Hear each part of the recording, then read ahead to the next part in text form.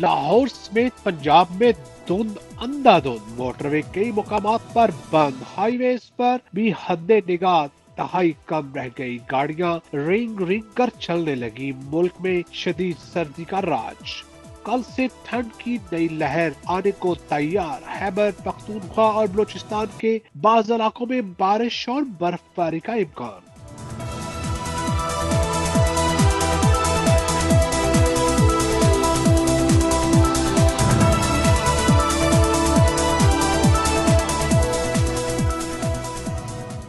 Kiwis کے دیس میں شہینوں کا ایک اور امتحان، پاک نیوزی لینڈ پہلا ٹیسٹ جاری، اوپنرز کی جلد آؤٹ ہونے کے بعد میزبان ٹیم کی محتاط بیٹنگ، لٹل 4، ٹام 5 اور ٹیلر 70 رنز بنا کر آؤٹ، تینوں کو شہین شاہ نے پویلین بھیجا، وکٹ پر موجود ولمسن سینچری بنانے کے قریب اور نکلس کی خوش قسمتی آسان کیچز ڈراپ، شاداب خان ٹانگ میں انجری کے باعث 6 ہفتوں کے لیے آؤٹ۔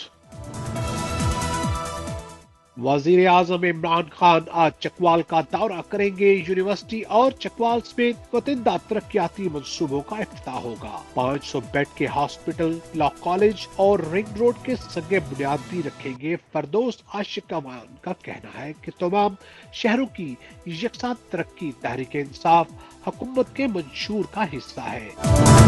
مولانا فضل الرحمان کی مذاکرات کی مشروط اباد کی حکومتی استعفے اور انتخابات کے اعلان کی شرط رکھ دی، ڈی آئی جی خان نے گفتگو کرتے ہوئے کہا کہ مولانا شیرانی کی بات کو پی ٹی آئی سپورٹ کر رہی ہے، پی ٹی ایم کا سربراہی اجلاس 2 جنوری کو طلب۔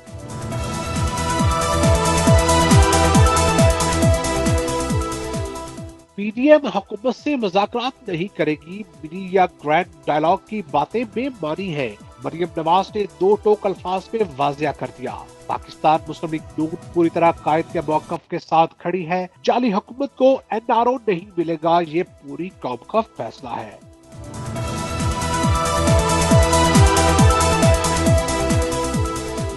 مولانا فضل الرحمان کے پیپلز پارٹی قیادت سے فاصلے، زرداری کی دعوت کے باوجود مولانا کل لاڑکانہ کے جلسے میں شرکت نہیں کریں گے، مولانا کی جگہ جے یو آئی وقت نمائندگی کرے گا، اختلافات کے باعث پیپلز پارٹی قیادت مردان جلسے میں شریک نہیں ہوئے، مریم نواز کی لاڑکانہ جلسے میں شرکت کنفرم، استقبال کی تیاریاں مکمل۔